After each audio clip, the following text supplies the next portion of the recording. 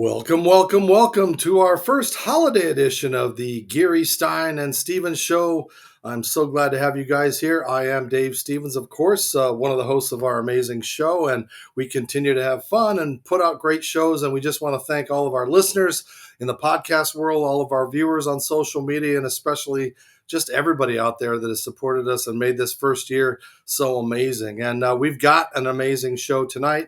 And I got to bring in my buddy Troy from Duluth. Troy, how is the weather up in Duluth, Minnesota tonight?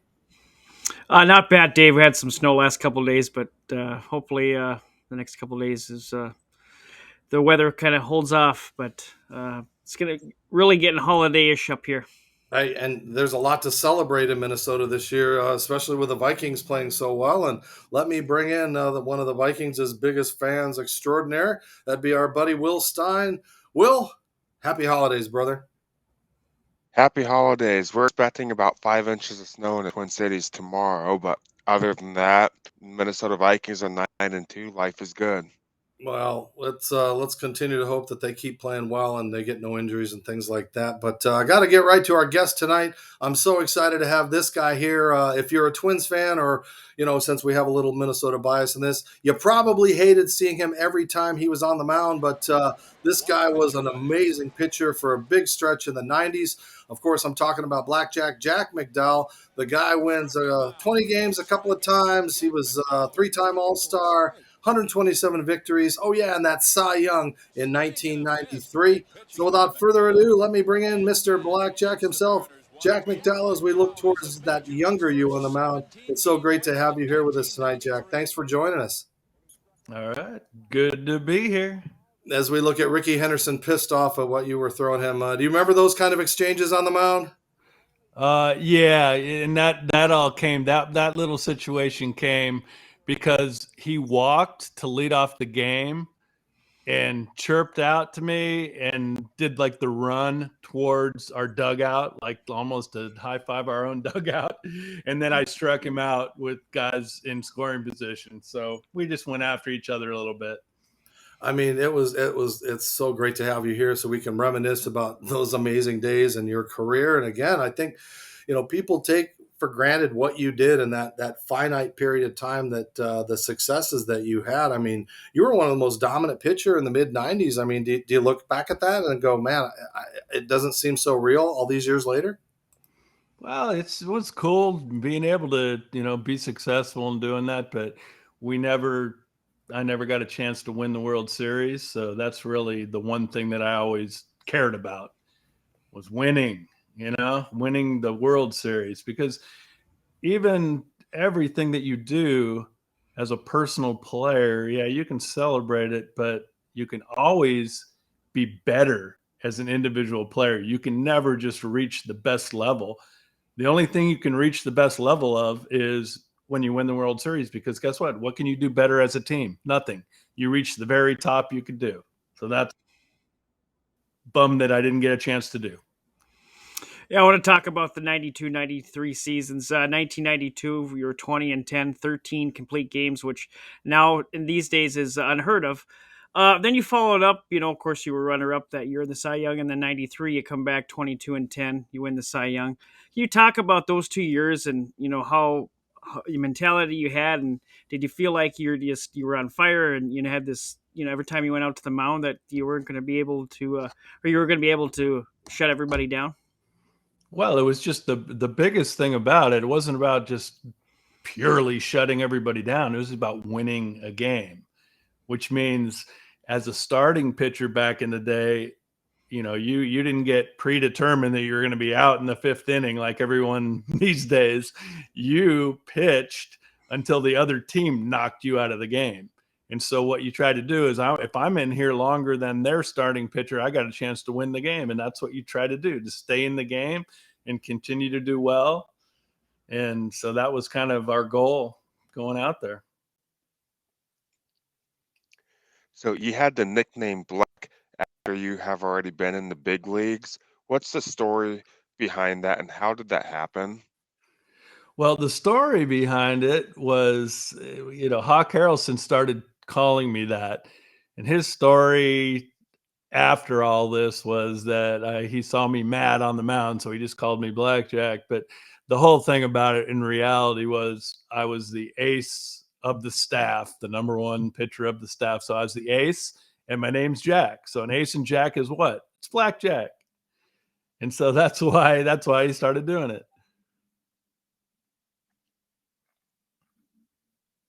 Awesome. And you were in Minnesota, Jack. You talked about what you were in Minnesota, and then it kind of sunk in and hit that you were Blackjack when you heard Puck in the dugout, right?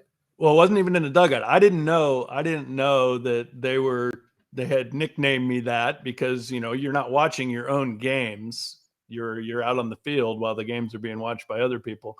But we come into Minnesota and we're out doing our stretch as a team on the side, and they're hitting batting practice, and their batting practice ends. So they're going back to the dugout, and we're going out on the field. And Puck and me always used to say hey and talk. We're kind of good going back and forth. And he just goes, "Hey, Blackjack, what's going on, man?" And I go, "Hey, Puck, what's up? How you doing?" "Good. All right, cool." And I turned to Robin and I said, "He just called me Blackjack?" He said, "What is that?" And Robin said, "Oh, I think I heard somebody say that Hawk Harrelson's calling you Blackjack McDowell now." So that's kind of how the first time I ever heard that was my nickname. It's so funny how these things start. And, as you continued through the White Sox, you had a lot of great teammates, Ventura, Frank Thomas, those kind of things. I mean, do you look back and just kind of go, man, we had the formula, we had the players, we had the pitching staff, and yet it just didn't get to that point where you could win a World Series? Well, if they would have left us all together, we would have had a good chance. You look at how we did from 88 and then keep going every year. We jumped up a little bit. And by the time we got, 90, 91 and 92, we were close, but we had to face, the Oakland A's, and they were super studs back then. And so they would win the division. And then finally, we win the division in 93 and go to the playoffs for the first time, but we're still a pretty young team, and it was our first playoff go. And, I got beat up by Toronto. That was number one. That was an unbelievably great team. But you go back and look at 93, yeah, I won the Cy Young, but I lost 10 games, okay? And look what Toronto did. They beat me 3 times during the season and 2 times in the playoffs. So obviously they are on me pretty good. Well, you still had great success. And I mean, 3 All-Star games. You didn't get the World Series, but so many accolades and so many people looking back at your career. And I know I read that you have one of the 50 best windups in the history of baseball. So we want to keep your memory alive. And in fact, tonight we're going to showcase some different sides of you that many of the fans either don't remember or didn't know about you. So stay tuned with us as we come out of break. Blackjack's going to play a little music with us. So we are listening or watching Geary Stein and Stevens. I'm Dave Stevens. Stay tuned.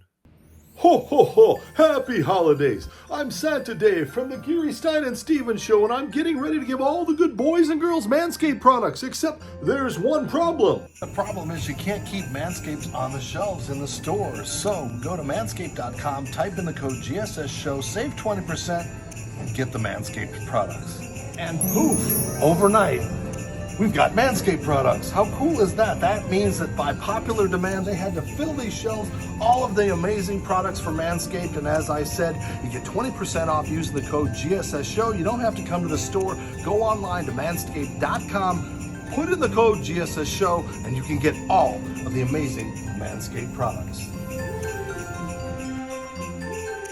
That's right. And of course, with it being Cyber Monday, you can still log online and get some great deals all over the place, not only at manscaped.com, but if you'd like 20% off the softest, comfiest, best fitting men's clothes, Fresh Clean Threads has your back and your front and your sides with everything from tees, tanks, Henleys to polos, pullovers, and hoodies. You get designer basics without paying ridiculous designer prices. Everybody feels good, looks good, and has confidence. Go to freshcleanthreads.com. Use the special code GSS Show for 20% off your order. Your perfect fit awaits. And as I said, we've got a great show continuing. But I got to bring in, let's see here. Where is it? Where is it? Where is it? To heck with it. We'll pull it back later. But Jack is joining us. And Jack, before we get back to asking you some questions, tell us a little bit about how that music career got started, and tell us the song you're going to play.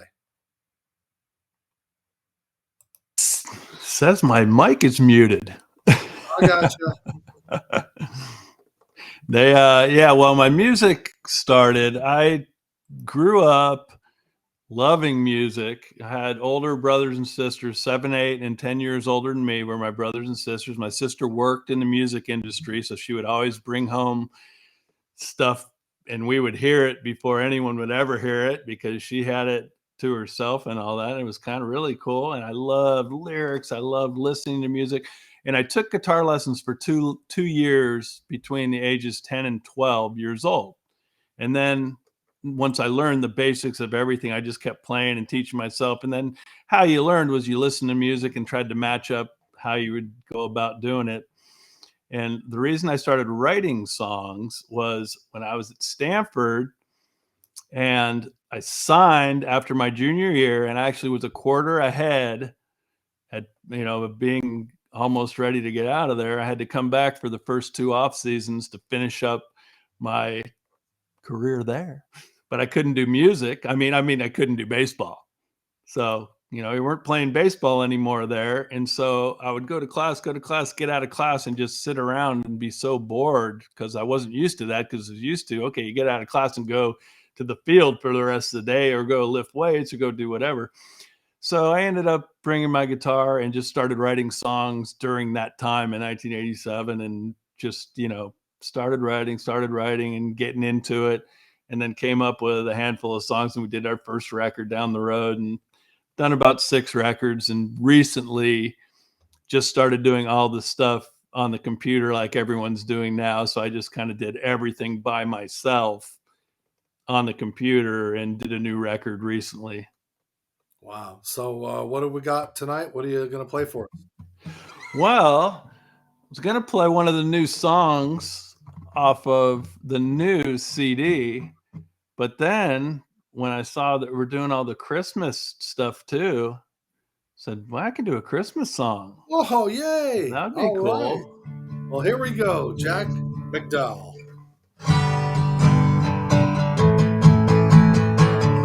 Do you know this one?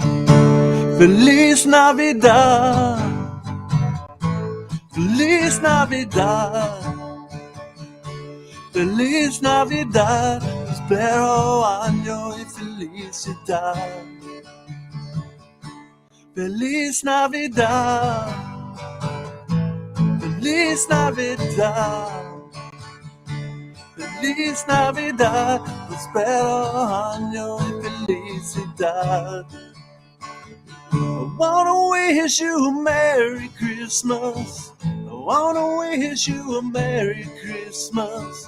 I wanna wish you a Merry Christmas from the bottom of my heart. I wanna wish you a Merry Christmas. I wanna wish you a Merry Christmas. I wanna wish you a Merry Christmas from the bottom of my heart. Feliz Navidad, Feliz Navidad, Feliz Navidad, Prospero año y felicidad. Feliz Navidad,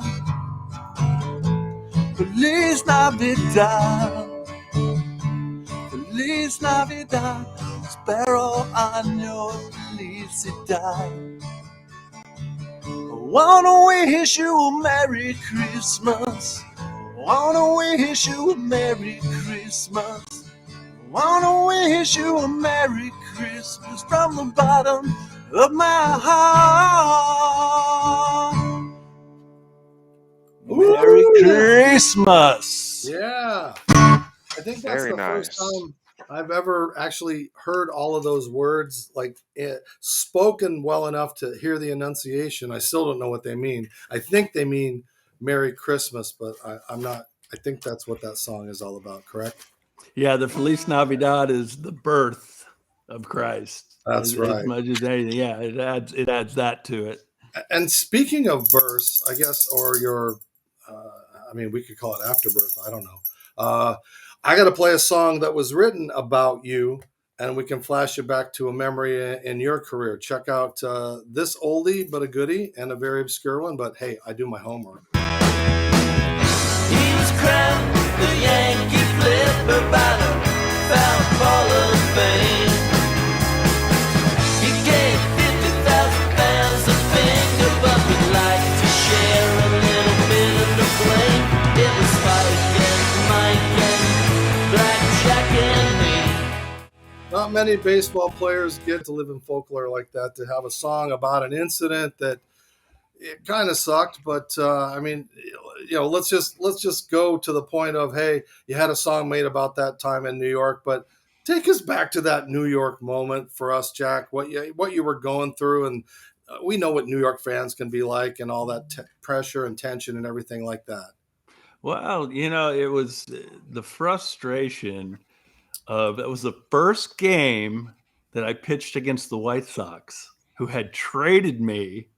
And I didn't want to get traded. I'm like, I wanted to play with the White Sox and keep playing, but they just, took me to mess with me my whole career. Took me to the, and said, no, we're just going to get rid of you. And so they got rid of me. And then the first time I faced them, they started beating on me pretty good. And, I come out of the game and now I get beat up by the team that traded me. And my home team is booing me. And I'm going, wait a minute, everyone likes to just kick my butt. So what's going on? So it was just a frustration. I was very frustrated with the game and didn't understand, how does your home team fans boo you when what am I not trying to win a game? Am I not busting myself to try to do super well to win? Yeah, it was just a little frustration, and did that and realized, okay, that ain't going to be good. But and then the song, I mean, did you ever think somebody would write a song? It's not a bad song. I've been humming it ever since I downloaded it. So, oh yeah, the Baseball Project. Well, it's, you go back and if you listen to the words of those songs, the words of the song were about 4 days earlier, before that event where I flipped off the crowd. Is when REM came and played, and I met all those dudes and hung out with them, and we had a good time. So they kind of made a funny story about how, maybe it was our fault that we were out drinking with him, and got him out of his good game. Talk about the when you got to the Yankees, about the policy about no facial hair. Of course, when you were with the White Sox, everybody knew you for the goatee. So how was that kind of different, going there and having to deal with that? Oh, it's very different. I mean, the situation was really weird to begin with anyway, because I was traded during the lockout, the strike lockout, whichever one you wanted to call it back then, in '94. And I was traded during that, and it was supposed to be illegal to do trades or signings during a lockout or any of that. So I didn't even know if that was going to be legal, that I was actually traded. So here we come, and we don't even know when the season's going to start. In February, late February comes around, and all of a sudden, boom, the season's going to start. And I'm, call and say, well, what team am I playing for? I have no idea what's even going to happen. The Yankees call me and say, okay, we need you in Florida in 2 days. So I'm like, okay, well, where am I going to live in New York when I don't have time to even go there and get a setup to live somewhere? And I had to fly to, I was in California, had to fly back to Chicago to get all my stuff, and then fly to Florida, and, went in there. And I walk in to the clubhouse the very first day, and our manager, Buck Showalter, who I really love, thought he was great. And he calls me into his office, closes the door, and he's got an electric razor and shaving there. And he goes, okay, we got to get rid of that goatee. And I was like, okay. So I'm in his office, and we shaved it off in his office. and then went back out into the clubhouse. And a lot of the guys, and the funny thing is, if you go look midway through that season, they allowed us to get it back and let the guys grow beards and stuff for a few weeks. And it was like the only time during that we were allowed. I even have a baseball card of me with the full goatee. And it was because a lot of the players that were there, Wade Boggs and Don Mattingly, come up to me and said, "Hey, you're the dude that everyone, talks about your goatee, and that's a thing for you. You should go ask Steinbrenner whether we can wear it or not." And so I was like, okay, I'll help you guys out. We'll try it. And I went and talked to George and said, "Hey, all the players are talking to me about wanting to come and see if we can't, at least wear our beards and do some things like that." And he said, "Well, maybe we can try it." And he let us do it for a little time, but then we went out to the West Coast and we lost like 5 in a row. And he said, "Okay, that's it. You can't lose games with your beards. And so you gotta shave them all off again." And that's what happened.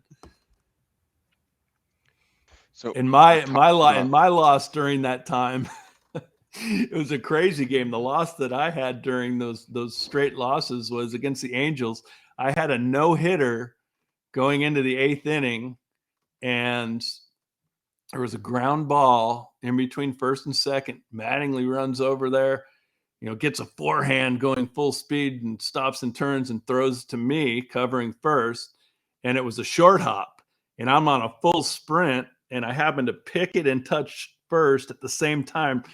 And I forget who it was that hit it, but he dove head first into first and they called him safe. But if you go back and look at the video, if we had, someone to be able to look at that again and check it out, it might have been an out. And the fact that I had a no-hitter, usually the umpires call people out on a close play, but they didn't on that, and he was safe. And then I ended up giving up a double and a single, and they scored 2 runs, and we lost. So we talked about Kirby Puckett earlier in the show and how he grew up in Chicago. I understood that he reached out briefly to you about potentially joining the White Sox and Yeah, what the absolutely. team was like. And also big. Oh, go ahead.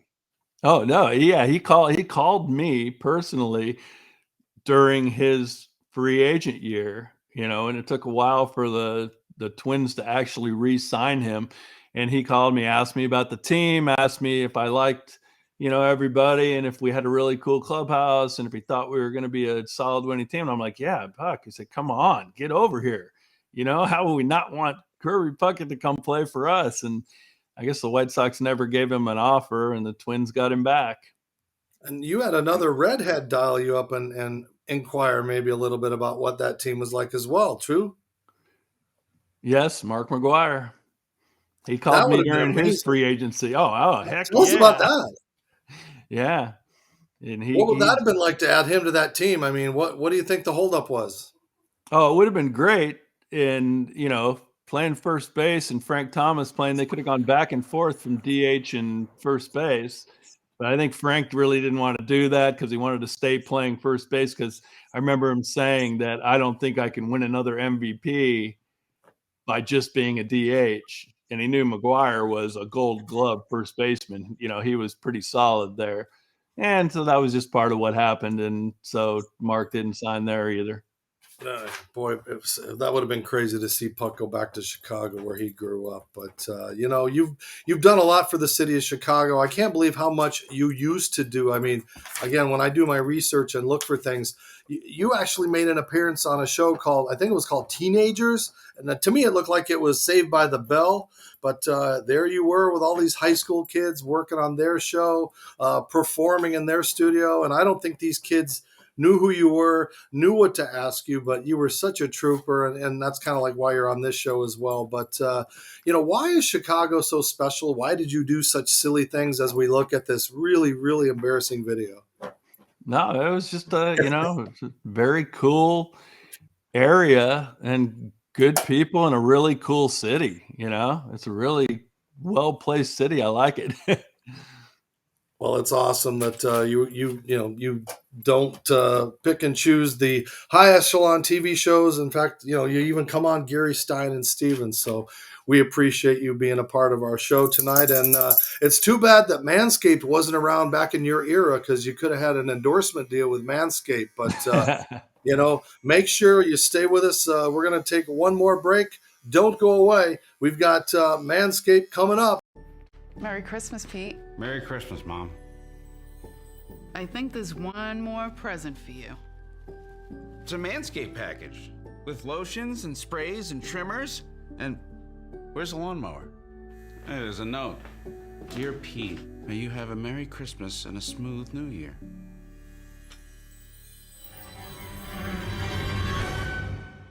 Oh! Shop now at manscaped.com. Hi again, everybody. Dave Stevens from the Geary Stein and Stevens Show. And I'm on the road a lot covering professional teams like the Philadelphia Eagles here in this beautiful stadium, but I don't have a lot of time to eat. What I do use, though, is Athletic Greens 1. It's a great supplement that you can use every day to get that nutrition that you're missing. And you know what? If you're drinking those energy drinks, those monster drinks, those add up, where this costs just $3 a day. It's got over 75 vitamins and nutrients in it that it would take you so many pills and bottles to take. But it's all right here. You just put a couple of scoops in with the water. You mix it up with either lemon juice or what I like to use with frozen fruit. It tastes great. It makes you feel good. And, of course, it is going to make you live life better. So, Athletic Greens 1. If you want more information, go to athleticgreens.com/GSS. They'll give you a year's supply of vitamin D if you go to that website. So continue to follow Stevens, Stein, and Geary, or Geary, Stein, and Stevens, wherever you go. But make sure you're taking Athletic Greens 1.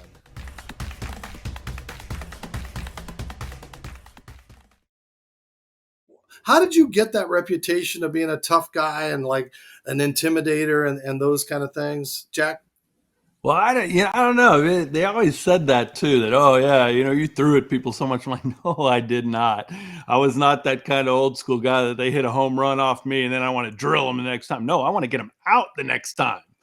That's what you want to do. And that thing that Witten charged the mound, the only time I was ever charged the mound was they had actually thrown at our guys. You know how the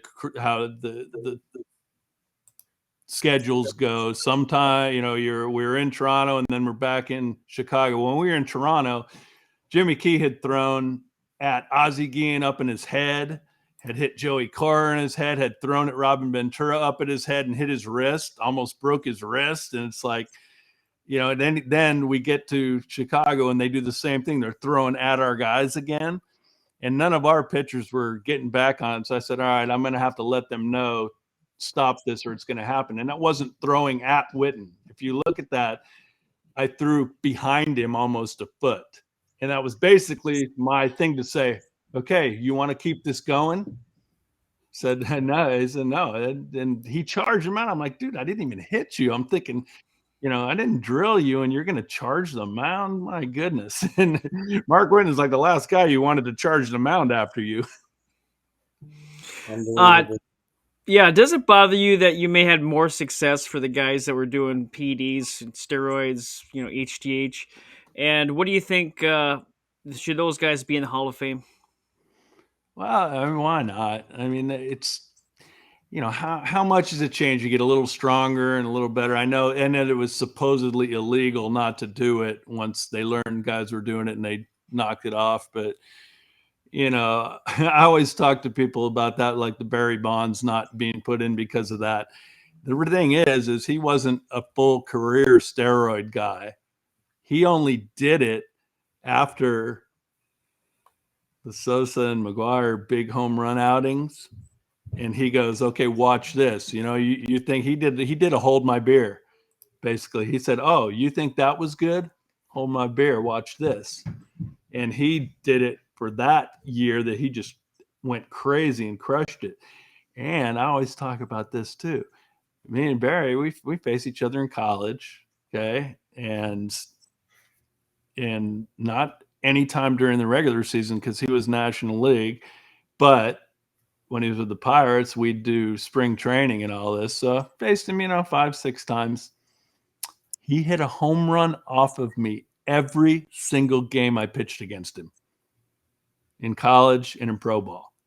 So do I think that the steroids helped him? No, the guy was a stud. Yeah, absolutely. Absolutely. And Will, you got another question for our good friend Jack. So, what was the coolest musical experience of your career, both as an artist and as a singer? Oh, I mean, getting the chance to play with the Smithereens, which was our very first concert appearance ever. You know, they had seen us. Mike Maceros, who was the bass player, had seen me play on the Firestone show. After that, after the Witten thing, we went out to California and we were on the Roy Firestone show and we got to play one of our songs, you know, acoustically on there. And he really liked the song. He said, "Wow, this is so cool." And he was a sports fan. And so they called us and said, "Hey, do you want to be our opening band?" And I was like, "Wow, for the Smithereens? Absolutely." And we got to do that and do that tour with them. And that was very cool. And that was, you saw the View. That was us. We were the View at that point. And then after that. Who was Whoopi Goldberg? Was she a nice person to work with? Yeah, exactly. They stole that name from us. There wasn't the View TV show until after that. And, you know, you've been, you know, we've seen you on stage and I know you're still performing and writing and things like that. But, you know, you again were associated with a crazy story back in the day of you were hanging out with Eddie Vedder, just minding your own business. You guys were out. And we like to give athletes that have been on that have controversial stories that last word. And there's been so many, you know, we've heard Marty Cordova tell things, Ryan Rickman tell us stories that, you know, weren't true that we found out, you know, was all made up. So give us the inside scoop on this whole thing with you and Eddie Vedder. Oh, well, me and Eddie, we met. He knew my first wife. And that's how we first met. When I met my first wife and we ended up getting divorced, we had 3 children and ended up getting divorced. And now I'm remarried and have 3 more children, doing it again. And we first met.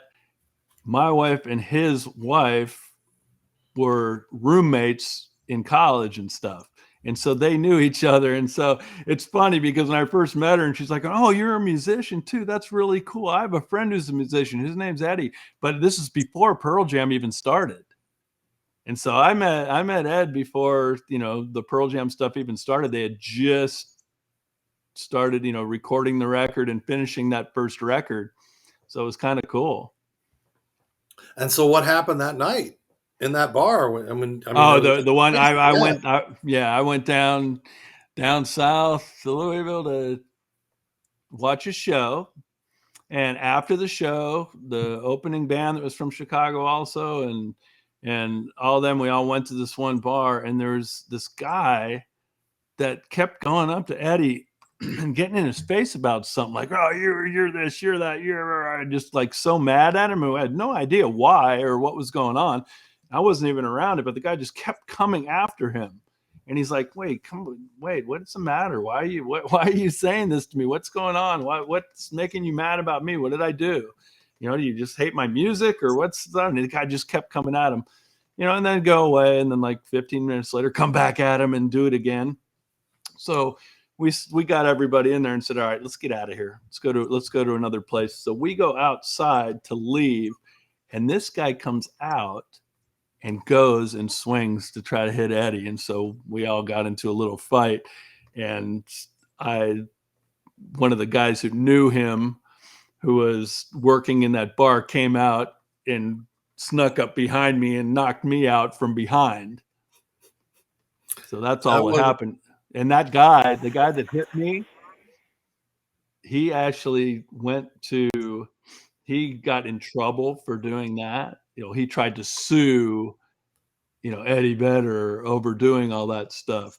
And they went to court and they walked into court and the police came, arrested him and took him away because he had already been arrested for different stuff and had, you know, not shown up for things he needed to show up for as a criminal.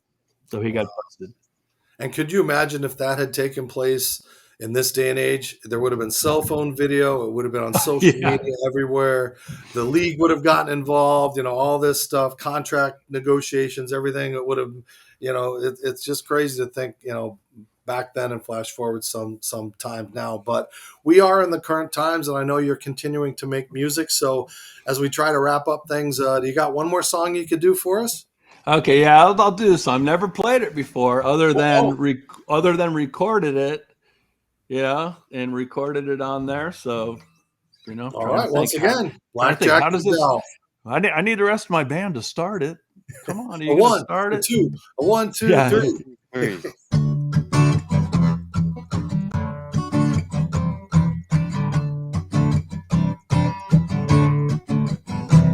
Are you gonna let it bounce away? Or are you gonna let it stay? Do you wanna waste a single day? Or are we gonna have some play? Like Mr. Jackson said, I'm speaking to the man in the mirror. And inside my head, my thoughts couldn't be any clearer. I ain't the very best friend, but I better get a bit nearer. This ain't no pretend.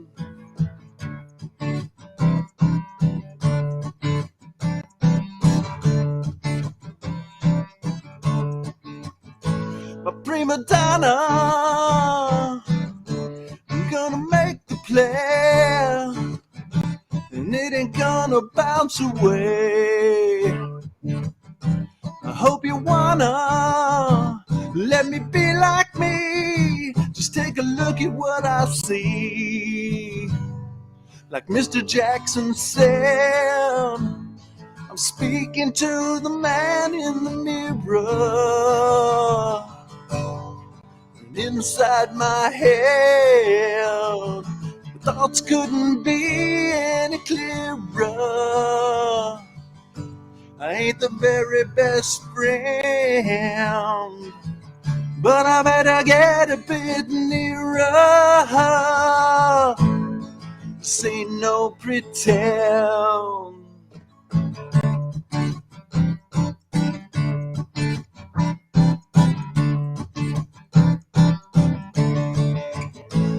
Do you wanna make a change today?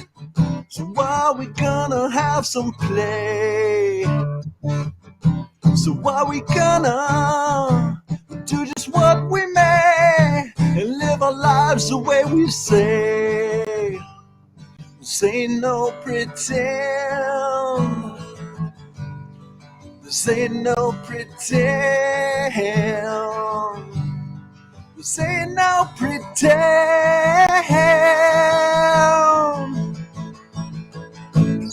This ain't no pretend.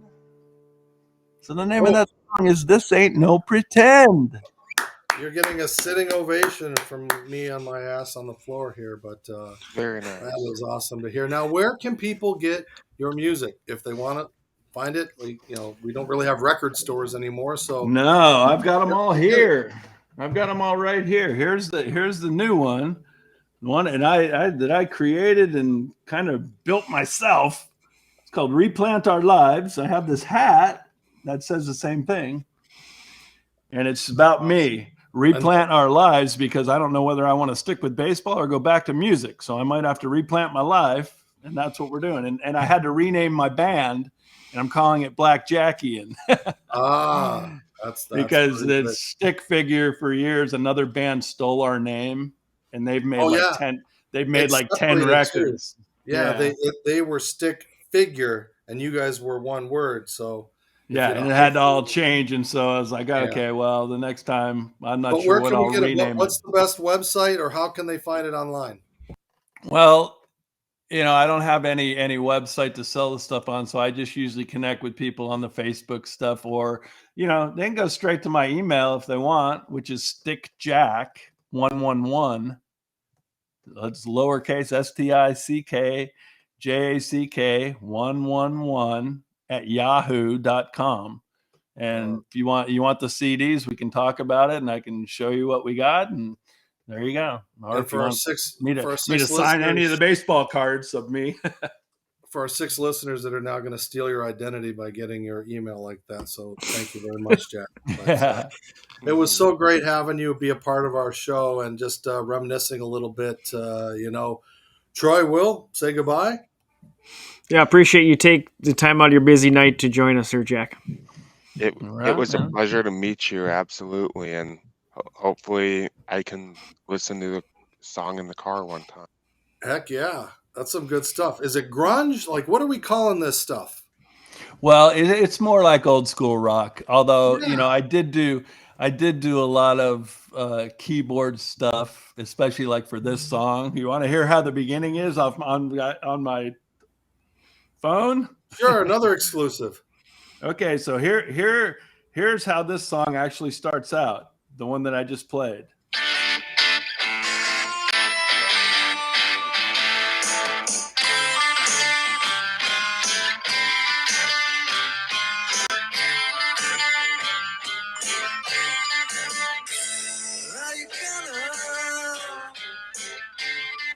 Awesome. Holy cow. So That's there some you good go. stuff, man. And we So were there, lucky to that's- have Jack That's McDowell. first one. Yeah, I had to find one that I could play acoustic and kind of keep the same way. So you can kind of keep it the same way, but the other stuff behind it was pretty cool. Blackjack Unplugged. That's right. Well, thanks for being a part of us, Jack. And as we play out, I'm going to take us back to a little bit of The View back in the day as we end our show tonight, a very special show where Jack McDowell was a part of our show. Again, you guys are always a part of our show. Thank you for being a part. Everything that we do, being the investment we have. Again, we appreciate everybody listening and watching and viewing. So please continue to follow us on all social media platforms. And again, thank you to our sponsors, of course. Manscaped, you use that show code, you get 20% off at manscaped.com. That's the same for Fresh Clean Threads. Type in that GSS show code for 20% off of those Fresh Clean t-shirts. And of course, you got to stay healthy with AG1 Athletic Greens 1. And if you type in that code with GSS, you get free vitamin D for life. So I'm Dave Stevens. For my friends and everybody, you've been watching Geary Stein and Stevens.